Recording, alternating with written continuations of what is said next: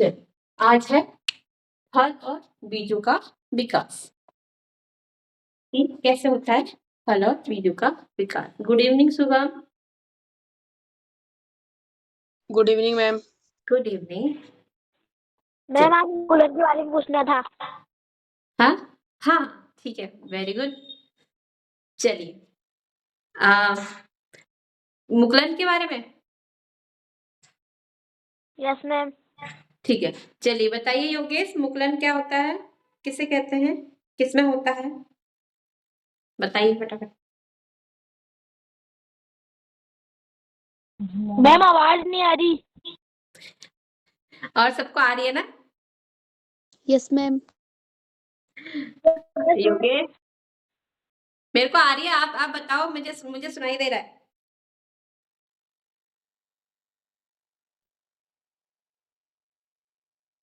मुझे सुनाई दे रहा है योगेश, आप बताओ, मुझे आ रही है आपकी आवाज। मैम वापस सवाल पूछिए। मुकुलन किस में होता है, किससे कहते हैं मुकुलन, उसकी प्रक्रिया बताइए।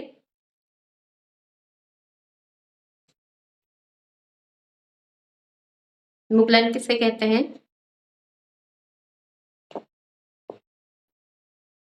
चलिए दिशा आप बताइए। मैम मुकुलन एक कोशिकी जीव है। मैम ईस्ट को सूक्ष्मी द्वारा देखा जा सकता है। हाँ, मैम ईस्ट को उपलब्ध प्राप्त पोषक मिलने पर ईस्ट वृद्धि करके गुणन बनाता है। वेरी गुड, चलिए बहुत अच्छा। और थोड़ा सा और है, ठीक है। जो मुकुलन एक कोशिकीय नहीं होता है, ईस्ट एक कोशिकीय होता है, ठीक है। जो ईस्ट होता है ना, ईस्ट में मुकुलन होता है, तो ईस्ट एक कोशिकीय है, उसको सूक्ष्मदर्शी से देखा जा सकता है। और जो मुकुलन पे क्या होती है, बल्ब नुमा संरचना आती है, उससे क्या बोलते हैं, मुकुल बोलते हैं। यदि उसे पर्याप्त मात्रा में पोषण मिले तो वो क्या हो जाता है, विकसित हो जाता है। विकसित होके क्या हो जाता है, मुकुल से अलग हो जाता है सॉरी, कोशिका से, जो ईस्ट की कोशिका है उससे अलग हो जाता है और एक नया मुकुल बन जाता है, नया ईस्ट बन जाता है। फिर क्या होता है, फिर से उसमें मुकुल बन जाते हैं। कभी कभी ये होता है कि जो मुकुल बने हैं उनसे ही और मुकुल बन जाते हैं। इसको जो कहते हैं मुकुल श्रृंखला कहते हैं। चलिए कोई और बताएगा? चलिए ठीक है, अभी स्टार्ट करते हैं, ठीक है। अब है फल और बीज का विकास। कल हमने निषेचन पढ़ा था। अब जब निषेचन के बाद जो अंडाशय, ठीक है, ये क्या है, अंडाशय में क्या होता है, फल विकसित होने लगता है। इसमें जो क्या होता है, जब ये फल विकसित होने लग जाता है निषेचन के बाद, तो जो पुष्प के और भाग है ये क्या हो जाते हैं, मुरझा जाते हैं और फल क्या हो जाता है, विकसित होने लग जाता है। परिपक्व होने के बाद फल पूरा फल बन जाता है। और इसमें जो क्या होते हैं, बीजांड होते हैं, ये क्या होते हैं, ये बीज यानी कि भ्रूण होते हैं, ठीक है। और इनमें क्या होता है, एक सुरक्षा कवच होता है। जो जैसे कभी आपने देखा होगा कि कोई भी बीज ले लो, उनमें से अगर आप उसको तोड़ोगे उसके अंदर बहुत सॉफ्ट सा बीज मिलेगा, उसको क्या बोलते हैं, जैसे आम की गुठली, ठीक है। आम की गुठली या कोई कद्दू का बीज ले लो, कोई सा भी बीज ले लो, अगर आप उसको तोड़ोगे उसके अंदर जो रहता है उसे क्या बोलते हैं, भ्रूण बोलते हैं, ठीक है। एक बार फिर से समझ लो। निषेचन के पश्चात, ठीक है, निषेचन के पश्चात क्या होता है, अंडाशय में, जो अंडाशय में फल विकसित होने लग जाता है और जो फूल के अन्य भाग हैं वो क्या हो जाते हैं, मुरझा जाते हैं, ठीक है। वो क्या हो जाते हैं, मुरझा जाते हैं। और इसमें क्या होता है, बीजांडु से जो बीज बनते हैं उन्हें क्या बोलते हैं, भ्रूण कहते हैं। और भ्रूण में जो होता है एक सुरक्षा कवच होता है। इतना समझ में आया हम लोग को? Yes ma'am. ठीक है। Yes ma'am. कुछ फल क्या होते हैं, गुद्देदार यानी कि रसीले होते हैं, जैसे कि आम, संतरा, ये क्या होते हैं, रसीले होते हैं। लेकिन कुछ फल क्या होते हैं, आपके सख्त होते हैं, यानी कि हार्ड होते हैं, कठोर होते हैं। तो जैसे कि अखरोट और आपके बादाम, ये क्या होते हैं, हार्ड फल होते हैं। चलिए पहले इतना लिख लेते हैं। अगर किसी को समझ में नहीं आया तो फिर से पूछ लीजिए, फिर से बता देते हैं। चलो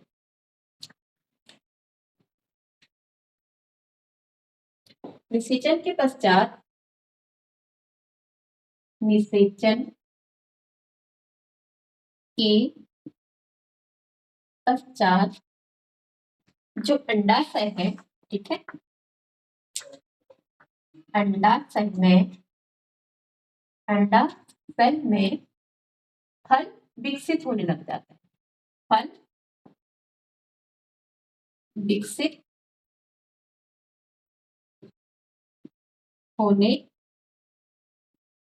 लगता है और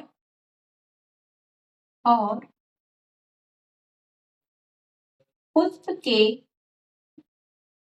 अन्य भाग क्या हो जाते हैं, मुरझा जाते हैं। पुष्प के अन्य भाग मुरझा जाते हैं, ठीक है, और फल परिपक्व यानी कि विकसित होकर परिपक्व हो जाने के बाद जो अंडाशय है, अंडाशय किसमें, फल में फल बनता है, ठीक है। मैम दिखाई नहीं दे रहा।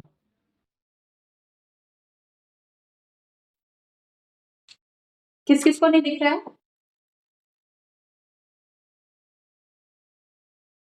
मैम दिख रहा है। ठीक है। अगर आपको दिखता, देखिए अगर आपको नहीं दिखता है, ठीक है, आप एक बार फिर से रिजॉइन करें, क्योंकि और बच्चों को दिख रहा है, ठीक है। आप ऐसे बीच में बोलते हो तो एक तो रिदम भी टूटता है और फिर थोड़ा सा और भी लगता है ना, रिकॉर्डिंग भी होती है। तो आप एक बार, अगर और बच्चों को भी नहीं दिख रहा है तो आप बोलिए, ठीक है। आप जल्दी से रिजॉइन हो जाइए।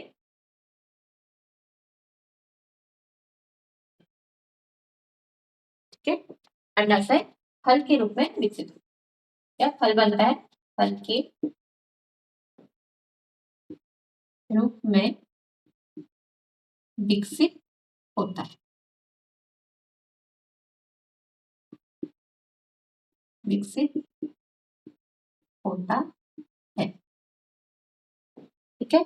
और जो बीजाणु होते हैं,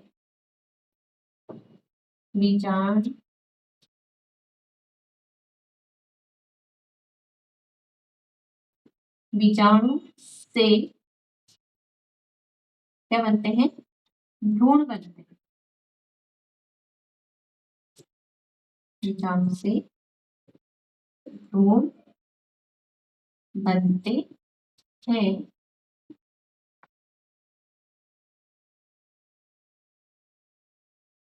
सब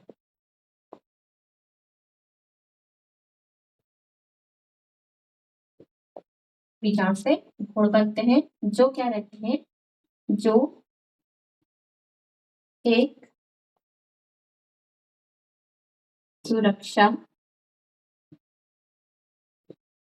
कवच में रहते हैं,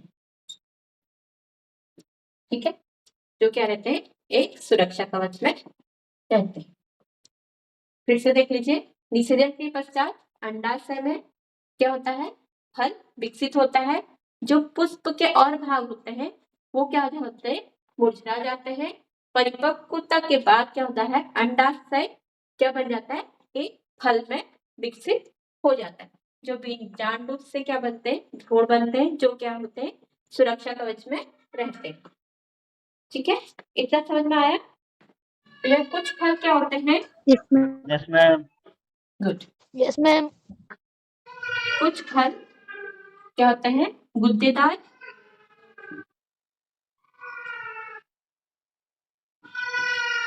गुद्देदार और रसीले होते हैं। और क्या होते हैं? रसीले होते हैं। जैसे जैसे आम, संतरा, ठीक है, और भी हो सकते हैं। और फिर है कुछ फल कठोर होते हैं, कठोर होते हैं। जैसे क्या हो गए? अखरोट, अखरोट और बादाम। ठीक है, ये क्या होते हैं? कठोर फल होते हैं। इतना सबको समझ में आया? फल और बीजों का विकास कैसे हो रहा है?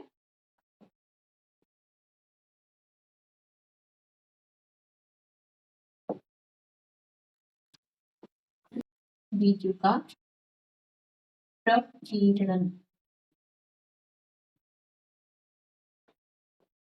ठीक है, चलिए पहले इसको समझ लेते हैं, है क्या बीजों का प्रकीर्णन। कोई बताएगा प्रकीर्णन का अर्थ क्या होता है?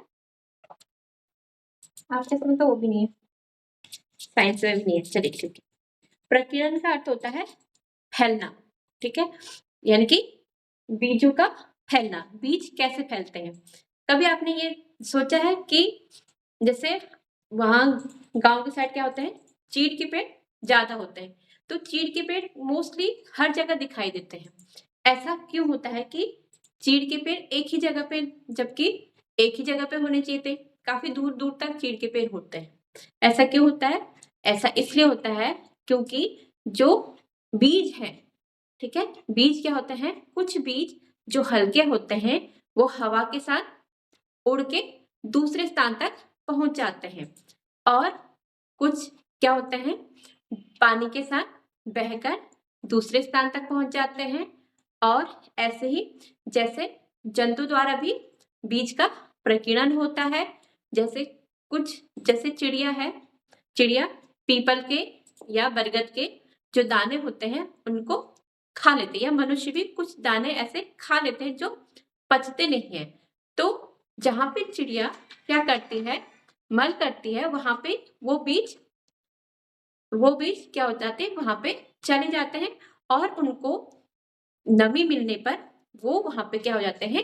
अंकुरित हो जाते हैं। और कुछ बीज ऐसे होते हैं कि वो अपने आप ही क्या हो जाते हैं? फूट जाते हैं। जैसे कि मटर के बीज, मटर क्या होता है? अपने आप जब पक जाता है तो वो फूट जाते हैं, यानी कि इधर उधर बिखर जाते हैं। अगर ऐसा नहीं होता, ठीक है, अगर बीज इधर उधर दूर दूर तक नहीं जाते तो एक ही पेड़ के नीचे क्या हो जाते? बीज हो जाते। और एक ही पेड़ की क्या होती? छांव होती। वहां पे कोई भी चीज अगर सघन होती है, ज्यादा घने रहती है कुछ चीज, तो उनको पोषक तत्व अच्छे से नहीं मिल पाते, वो उतने अच्छे से बढ़ नहीं पाते। ठीक है, तो ये था आपका बीजों का प्रकीर्णन। ठीक है, समझ में आया?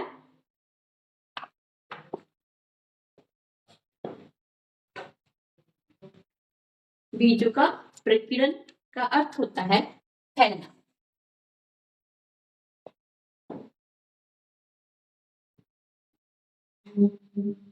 बीजों का प्रकीर्णन का अर्थ है फैलना। ठीक है,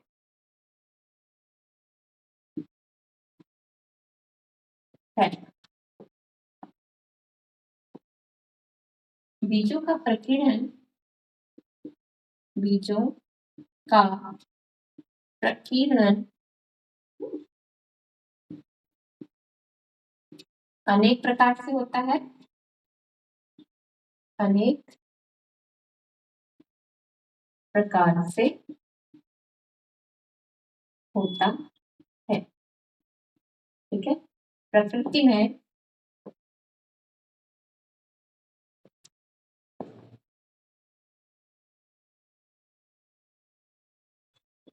प्रकृति में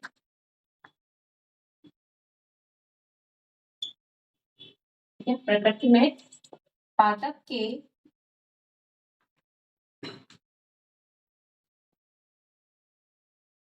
फलों और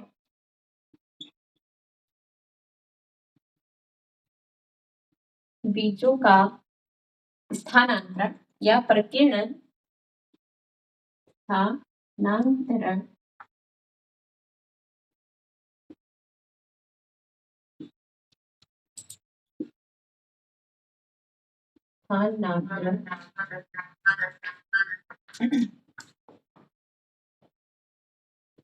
प्रकीर्णन लिख दीजिए, प्रकीर्णन। ठीक है, प्रकृति में पादप के फलों और बीजों का प्रकीर्णन किस किस के द्वारा? वायु द्वारा, वायु द्वारा और जंतुओं द्वारा, जंतुओं द्वारा तथा पक्षियों द्वारा, पक्षियों द्वारा होता है, होता है। फर्स्ट है वायु द्वारा, वायु द्वारा प्रकीर्णन, बीजों का प्रकीर्णन। चलिए पहले इतना लिखें, फिर लिखते हैं इनको नेक्स्ट। चलिए इसे लिख लो, बीजों का प्रकीर्णन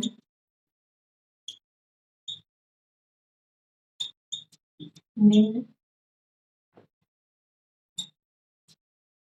द्वारा होता है,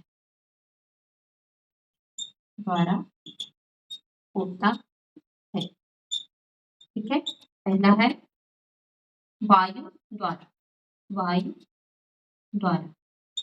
ठीक है, पहला हेडिंग है वायु द्वारा।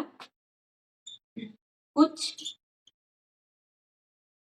पादप के बीज क्या होते हैं? हल्के होते हैं। कुछ पादप के बीज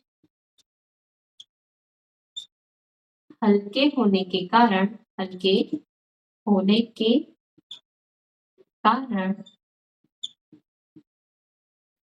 हवा में, यानी कि वायु से एक स्थान से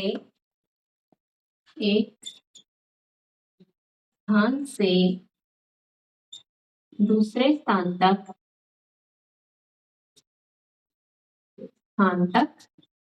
पहुंच जाता है। ठीक है, पहुंच जाते हैं।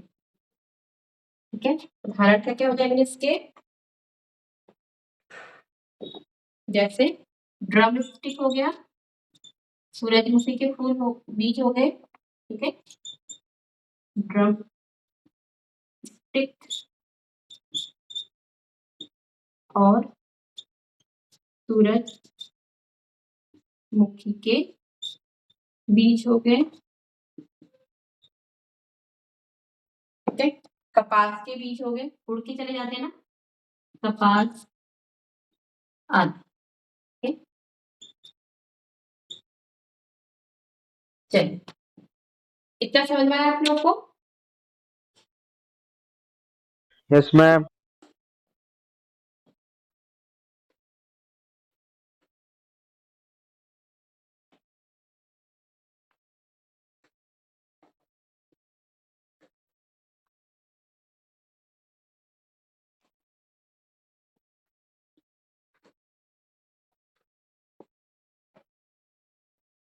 फिर है जल द्वारा प्रकीर्णन, जल द्वारा। ठीक है।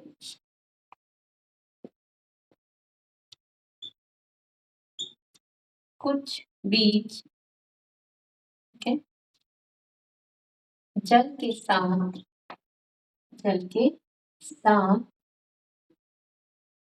बहकर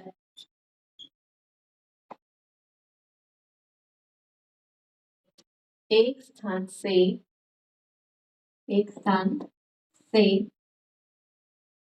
दूसरे स्थान तक पहुंच जाते हैं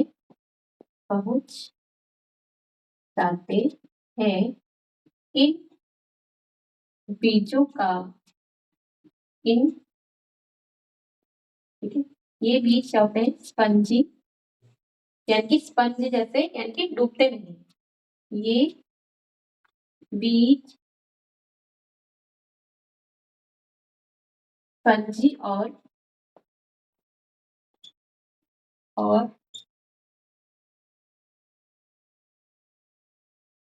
तंतु नुमा होते हैं, जैसे उदाहरण के लिए क्या क्या हो जाएंगे? नारियल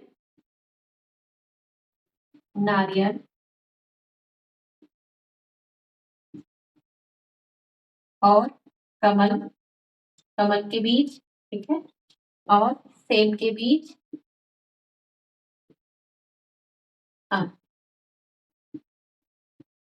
नेक्स्ट है जानवरों द्वारा तंतुमय। दूसरा है जानवरों द्वारा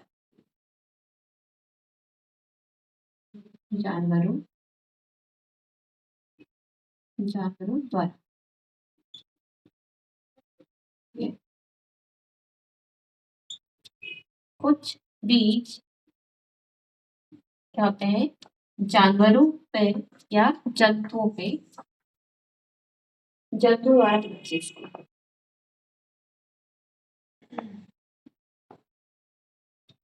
जंतुओं द्वारा, ठीक है।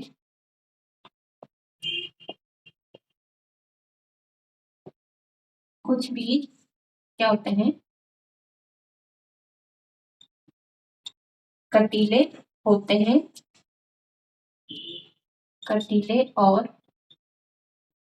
और हुकनुमा, यानी कि उनमें क्या होते हैं? हुकनुमा होते हैं, जो जंतुओं के शरीर में क्या हो जाते हैं? चिपक जाते हैं। जंतु के शरीर में चिपक कर एक स्थान से दूसरे स्थान तक पहुंच जाते हैं।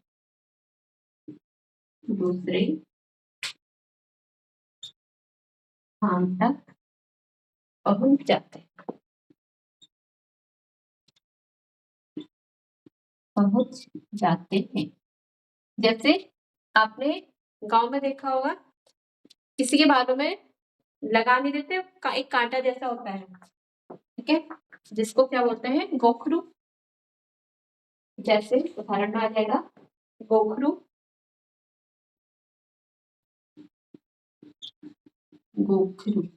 ठीक है।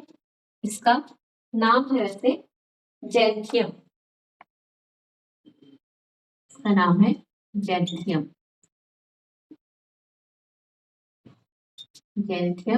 और इसका है यूरेना। दूसरा है यूरेना। एक ऐसे बीज है जो जंतुओं के शरीर पर चिपक कर दूसरे स्थान तक पहुंच जाता है, ठीक है। चलिए नोट कीजिए।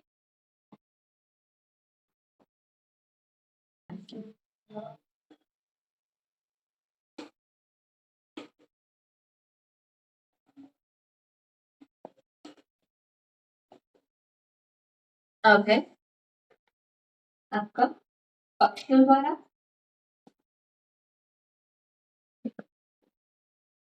नंबर आप डालते जाना पक्षियों द्वारा।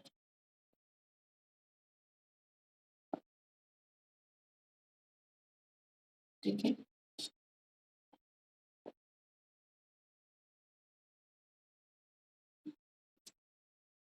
बरगद, पीपल के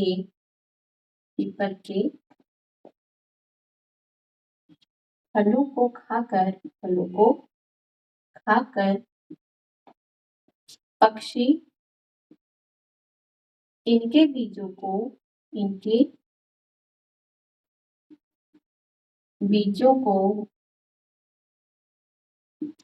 पचा नहीं पाते हैं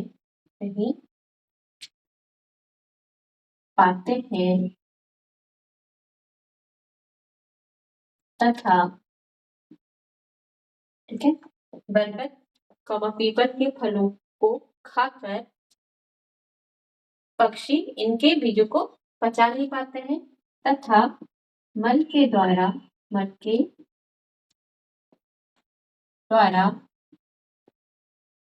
इन बीजों को निकाल देते हैं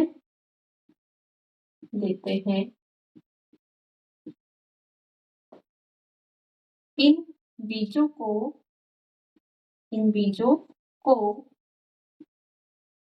ठीक है, नमी मिलने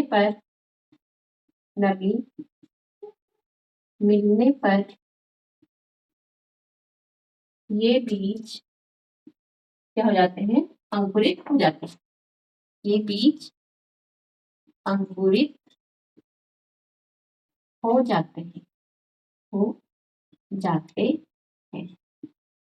ठीक है।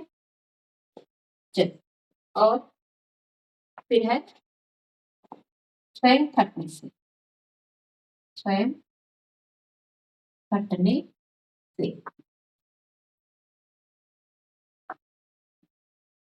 कुछ बीज पक कर स्वयं फट जाते हैं और जमीन पर फैल जाते हैं। उदाहरण के लिए जैसे मटर के बीज, ठीक है, जैसे मटर, ठीक है। चलो इतना नोट लीजिए। इसमें मटर, सेम, अरंडी,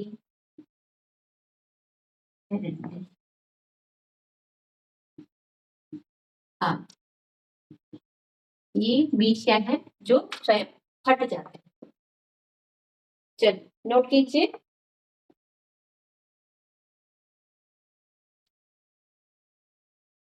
पूरा फिनिश हो गया पादपों में जनन, ठीक है। चलिए ये बताइए पादपों में जनन कितने प्रकार से होता है। चलो पहले तो ये बताइए पादपों के कायिक अंग बताइए। दिशा आप बताओ। मैम जड़, पत्ती, तना, कली। ठीक है। और शुभम आप बताओ पादपों में जनन कितने प्रकार से होता है। मैम 2। कौन कौन से। लैंगिक जनक, अलैंगिक जनक। ठीक है। दिव्या अधिकारी आप बताओ अलैंगिक जनन किसे कहते हैं। मैम अलैंगिक जनन में कोशिकाएं बिना किसी दूसरी इकाई से मिले ही और नए पौधे की उत्पन्न करते हैं। मैम इसे अलैंगिक जनन कहते हैं। ठीक है। आपने क्या बोला, फिर से एक बार रिपीट कीजिए। अलैंगिक जनन में मैम बिना किसी दूसरी इकाई से मिले ही और नए पौधे की उत्पन्न करती है। काफी टफ लैंग्वेज लिखी है आपने। ऐसे पादप जो बिना बीजों के ही उग जाते हैं। ठीक है, हाँ, कायिक अंग से ही उगते हैं। सही बोला आपने। ठीक है, किससे उगेंगे? कायिक अंग से। ठीक है, चलिए अब ये बताइए, पलक पलक पलक पलक पलक नहीं है। चलो दिशा आप बताओ, लैंगिक जनन कितने प्रकार से होता है? सिर्फ नाम बताइए। सॉरी, अलैंगिक जनन।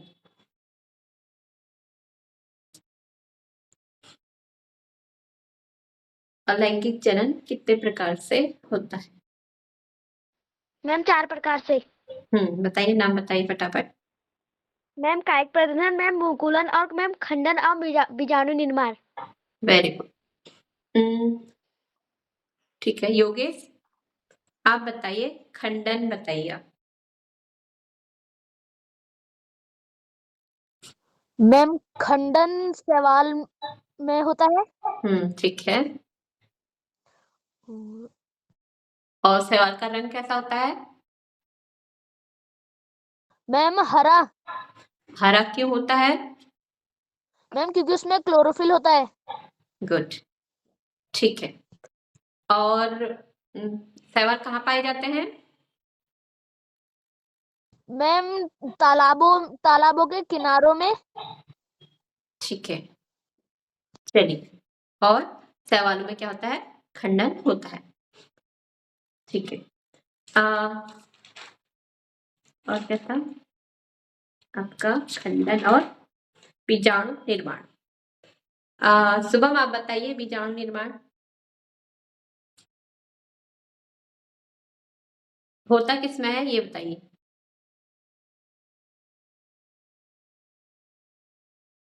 जैसे आपका कायिक प्रबंधन में क्या क्या होता है? जड़ तना पत्ती से होता है। ठीक है, और मुकुलन किस में होता है? ईस्ट में होता है। खंडन किस में होता है? आपका शैवालों में होता है। वैसे ही बीजाणु निर्माण किस में होता है? कवकों में। ठीक है, चलिए पलक।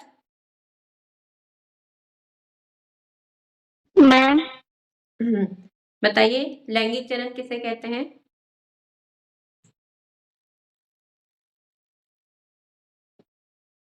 मैम जो पादप बिना बीजों के उत्पन्न होते हैं उसे अलैंगिक जनन कहते हैं। हाँ, जो पादप बीजों से उत्पन्न होते हैं उन्हें लैंगिक जनन कहते हैं। ठीक है, और पुष्प में क्या क्या होता है? शुभम आप बताइए।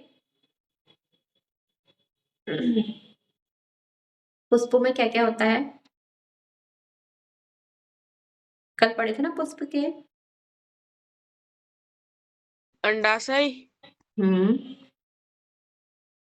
ठीक है, और पुंकेसर। ठीक है, पुंकेसर में क्या क्या आ जाएगा? स्त्रीकेसर। परागकोश। ठीक है, स्त्रीकेसर। स्त्रीकेसर में क्या क्या है? पूरा स्त्रीकेसर। देखो, पुष्प से मैं पुष्प पूछ रही हूँ, तो आप बताइए उसमें क्या होती है? पत्तियां होती हैं। पत्तियां को क्या बोलते हैं? दलपुंज बोलते हैं, या आप पंखुड़ियां बोल दो। ठीक है, और स्त्रीकेसर तो होगा ही पुष्प में, पुंकेसर होता ही है, और क्या होता है? एक बाह्य दल, जिससे वो क्या रहते हैं? ढके हुए। जब वो कली रहते हैं उससे ढके हुए रहते हैं, उसको क्या बोलते हैं? बाह्य दल। चलिए अब ये बताइए, एक कोश की पुष्प किसे कहते हैं, ये बताएंगे? चलिए दिशा आप बताइए, एक लिंगी पुष्प किसे कहते हैं? मैम क्वेश्चन फिर से रिपीट कर दो। एक लिंगी पुष्प किसे कहते हैं?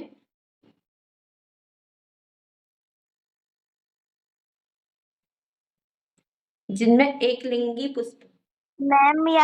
मैम जिसमें से नर या मादा दोनों में से एक भाग लेता है उसे एक लिंगी पुष्प कहते हैं। हाँ, गुड, ठीक है। जिस पुष्प में या तो केवल पुंकेसर होगा या स्त्रीकेसर उपस्थित होता है, ऐसे पुष्प को क्या बोलते हैं? एक लिंगी पुष्प कहते हैं। ठीक है, और उदाहरण के लिए क्या क्या हो जाएंगे? मक्का, पपीता, ठीक है, खीरा, ये सब क्या है? एकलिंगी पुष्प है। और द्विलिंगी पुष्प, योगेश आप बताइए। मैम जिसमें पुंकेसर और स्त्रीकेसर दोनों होते हैं उन्हें द्विलिंगी पुष्प कहते हैं। ठीक है, दिव्या अधिकारी आप बताइए, परागण किससे कहते हैं? परागण कल अच्छे से समझा था ना?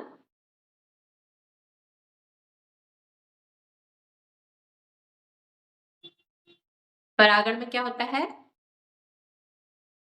परागकोश से परागकण कहाँ पहुंचते हैं?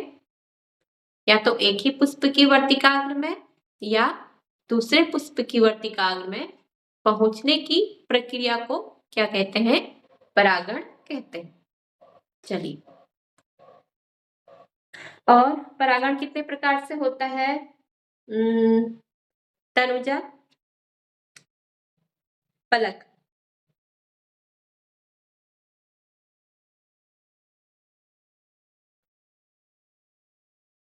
पलक,